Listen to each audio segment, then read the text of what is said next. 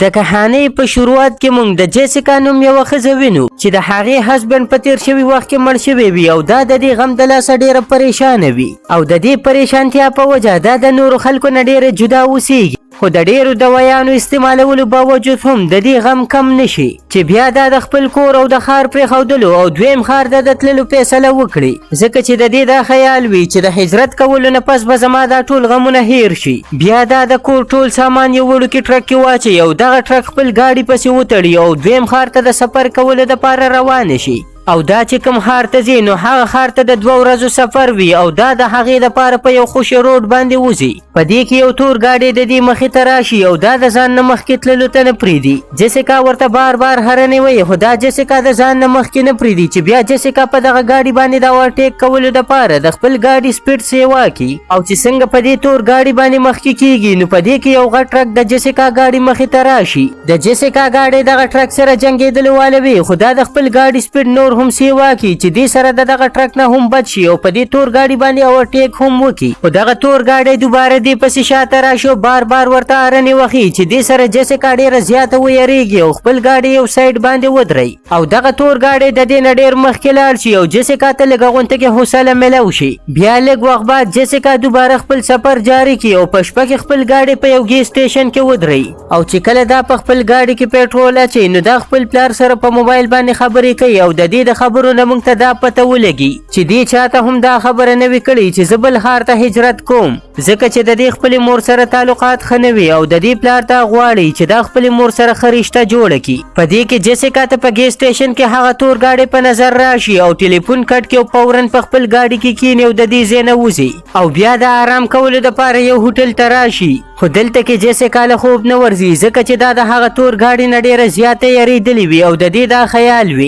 چې هغه تور ګاډی اوس هم ما پسې شاته لګېدلی دی د دې نه پس چې څنګه سهار شي او دا د دې ځای نه روانېږي نو په دې کې یو سړی د دې د ګاډي خواله راشي او دې ته شیشه وټکوي جیسیکا چې څنګه شیشه ښکته کړي نو دغه سړی ورته وایي چې زه هغه تور ګاډي والا ډریور یم کوم چې ستا ګاډي پسې شاته لګېدلی و خو زه په دې تنګولو باندې ستا نه معافي غواړم بیا دا سړی د جیسیکا نه څه عجیبه سوالونو کې ورته وایي چې ته د دې ځای نه څومره لرې اوسېږي او چېرته روانه یې جیسیکا ته دا خبرې ډېرې عجیبه ښکاره شي زر ګاډی سټارټ کړي او د دې ځای نه روانه شي او چې څومره مخکې ځي نو لاره دومره خطرناکه او خوشي کیږي ځکه چې د سړک دواړو طرفو ته ځنګلې وي خو د لږ مخکې تلو نه پس دې ته هغه تور ګاډی بیا ښکاره شي چې د سړک په منځ باندې خراب ولاړ وي جیسیکا چې څنګه د دغه ګاډي خواله ور ورسي نو ودرېږي خو خپل ځان په ګاډي کې لاک کړي او لاندې نه راکوزېږي په دې کې هغه سړی د خبرو کولو دپاره بیا د دې د ګاډي خواله راشي او جیسیکا هم ورته د خبرو کولو دپاره شیشه لږه غونته کې ښکته کړي دغه سړی جیسیکا ته وایي چې زما د ګاډي انجن خراب شوی دی او زه غواړم چې ته زما مدد وکړي چې زما ګاډي د روډ نه غاړې ته کړو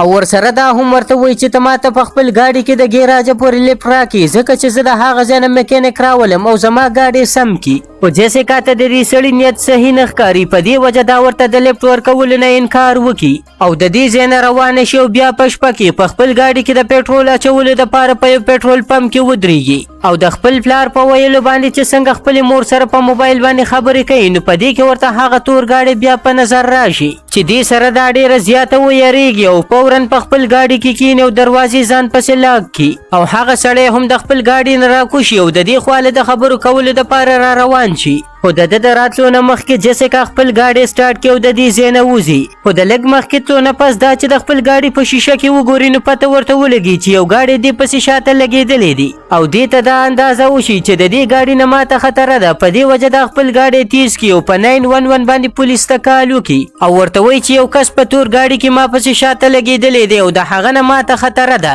خو دا پولیس ته خپل لوکیشن نشي ښودلی ځکه چې دې ته دا پته نه وي چې زه په کوم ځای کې یم د دې د خبرو په دوران کې دغه تور ګاډی ډېر په تیزۍ سره په دې باندې اوورټیک وکړي او مخکې لاړ شي چې دې سره دې ته دا اندازه وشي چې دا د هغه سړي ګاډی نه دی او بیا پولیس ته وایي چې هیڅ سم نشته هر څه بالکل ټیک دي په دې کې اچانک د دې د ګاډي بیلنس خراب شي او د دې د کنټرول نه وځي او د روډ لاندې غاړې ته راکوشي او جیسیکا چې څنګه د ګاډي نه بار راوځي وګوري نو د دې د ګاډي ټایر پنچر شوی وي په دې کې د لرې نه یو ګاډی را روان وي جیسیکا چې دا وویني نو د دغه ګاډي نه د مدد غوښتلو په ځای د یارې د لاسه په خپل ګاډي کې پټه شي او دروازې ځان پسې لاک کړي او چې څنګه دغه گاډي د دې خواله راورسي او ودرېږي نو موږ ته دا پته ولګي چې دا هغه تور گاډي والا مالک دی چې ډېر په غوسه کې د خپل گاډي نه راکوشي او د جیسیکا د گاډي شیشه ماته کې په زبردستۍ دننه ورننوځي او جیسیکا ته د نشې انجکشن ولګي او بیهوشي کی او چې څنګه په سوال باندې سترګې وغړې وګوري نو دا دغه سړي په کیبن کې قید وي چې د ځنګل په منځ کې وي جیسیکا ډېر په زور باندې چغې وهي او دغه سړي ته وایي چې مهرباني وکړه ما پرېږده خو د جیسیکا د اوازونه چې واوري نو دغه سړی د کیبن خواله راشي او جیسیکا ته د خاموشي کېدلو دپاره وایي جیسیکا ورته وایي چې ته څومره پیسې غواړې نو زه یې درکولو ته تیار یم خو مهرباني وکړه چې ما پرېږده او زه به ستا باره کې چاته یوه خبره هم نه کوم د دې خبرې په اورېدو سره دغه سړی په خندا شي او جیسیکا ته وایي چې دا خبرې ستا نه مخکې هم ماته ډېر شی جنکو کړي دي چې دې سره جیسیکا ته دا اندازه وشي چې زما نه مخکې هم د ډېر شی جنکۍ کډنیپ کړي دي اصل کې دا سړی یو قاتل وي چې جنکۍ کډنیپ کوي او په هغې باندې مختلف قسمه ظلمونه کوي ځکه چې په داسې کولو کې دته مزه ملاویږي او جیسیکا ته دمکي ورکړي او ورته وایي که تا چېرته د دې ځای نه د تښتېدو کوشش وکړو نو زه به تا مړه کړم د دې نه پس دا سړی جیسیکا په وږي او په تږي حالت کې په دې کیبن کې بنده کړي او د دې ځای نه لاړ شي او په سباله باندې چې د خوب نه راپاڅي او د کیبن نه بهر وګوري نو دې ته هغه سړی په یو ځای کې هم په نظر رانشي او د دروازې په دویم سایډ کې ورته چابي ښکاره شي چې بیا دا د ډکي په مدد سره دغه چابي لاندې راوغورځي او د کپړې په مدد سره یې ځان طرف ته راکاږي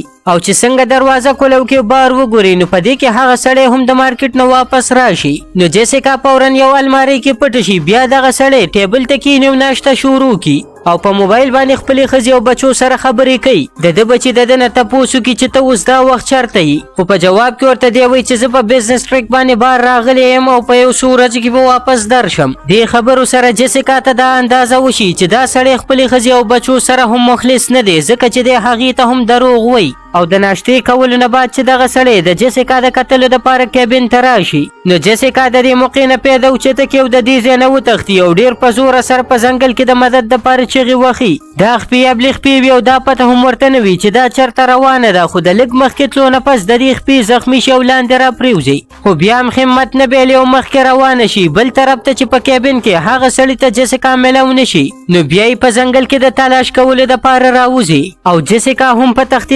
تښتېدلو کې د یو خړ خواله راورسي خو هغه سړی په یو ځای کې هم دا پرې نه دی او دلته کې هم ورپسې راشي چونکې جیسیکا دغه سړي له په لاس ورتلل نه غواړي په دې وجه د مجبورۍ نه لاندې خوړ ته ودانګي د دې سړي دا خیال وي چې دا به په دې اوبو کې مړه شي خو جیسیکا څه په طریقه باندې د خوړ دویمې غاړې له ځان ورسوي او د اوبو نه بار راوځي او دوباره په ځنګل کې خپل سفر شروع کړي خو په دې کې دا د چا اوازونه واوري او فورا د یوې ونې شاته پټه شي ځکه چې د دې دا خیال وي چې دا هغه قاتل سړی دی او چې څنګه دغه سړی د دې خواله راورسي نو دا په یو لرګي باندې حمله وکړي خو دغه سړی یو بوډا ښکاري وي چې د ښکار دپاره راوتی وي بیا دغه بوډا په جیسیکا باندې ټوپک راواړي خو جیسیکا ورته وایي چې یو قاتل سړی ما پسې شاته لګېدلی دی او په غلطۍ کې مې د هغه په ټس کې په تا باندې حمله وکړه ما معاف که او دا هم ورته وایي چې زما ژوند په خطره کې دی زما د مدد دپاره پولیس ته کال وکړه خو د جیسیکا د حملې په وجه د دې سړي موبایل مات شوی وي په دې وجه دی اوس پولیس ته هم کال نشي کولی بیا دغه بوډا ښکاري د دې د مدد دپاره دې له په خپل ګاډي کې لفټ ورکړي او دواړه د پولیس سټیشن طرف ته روان شي دا بوډا ښکاري ډېر ښه سړی وي جیسیکا له د خوراک څښاک سامان هم ورکړي خو د لږ مخکې تلو نه پس چې وګوري نو یوه غټه ونه راپرېوتې وي چې دې سره لاره بنده شوې وي او دې مخکې نشي تللی بیا جیسیکا د یارې په حالت کې د ګاډي نه راکوشي او دغه بوډا سړي سره دا ونه غاړې ته کوي خو په دومره وخت کې هغه قاتل هم دې ځای ته راورسي او دې بوډا سړي ته وایي چې جیسیکا زما خور ده او د دې د هسبند د مړ کېدو نه پس د دې دماغي حالت خراب شوی دی په دې وجه دا د کور نه تښتي راتښتي او خلکو ته د دروغو قیسې کوي د دې بوډا ښکاري دماغ بیخي کار نه کوي چې زه اوس په چا باندې یقین وکم ځکه چې دواړه ورته خپلې سپیانې ورکوي جیسیکا دې بوډا سړي ته وایي چې دا قاتل دروغ وایي د زه هم کډنیپ کړی وم او تا به هم نه فریدي بیا دا بوډا سړی د صحیح اندازې لګولو دپاره پولیس ته کال کوي او د دې دپاره دغه قاتل نه موبایل وغواړي خو دغه قاتل دله د موبایل ورکولو په ځای په ده باندې راباندې کړي او په خپل ټوپک باندې ولي او مړي کړي جیسیکا د دې موقع نه پیدا اوچته کړي یو پیره بیا د دې قاتل نه وتښتي او لږ وخت بعد شپه هم راخوره شي